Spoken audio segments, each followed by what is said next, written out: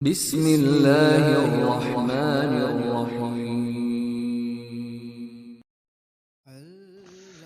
रसूल करीम सल्लल्लाहु अलैहि वसल्लम जब अरफा से लौटे तो पहाड़ की घाटी की जानिब मुड़ गए और रफ़ाए हाजित की। उसामा कहते हैं कि फिर आप सल्लल्लाहु अलैहि वसल्लम ने वज़ू किया और मैं आप सल्लल्लाहु अलैहि वसल्लम के अज़ा पर पानी डालने लगा और आप वज़ू फरमाते रहे। मैंने कहा, या रसूल अल्लाह, आप अब नमाज पढ़ेंगे? आप सल्लल्लाहु अलैहि वसल्लम ने फरमाया, नमाज का मकाम तुम्हारे सामने यानी मुज़दलिफ़ा में है, वहाँ नमाज पढ़ी जाएगी।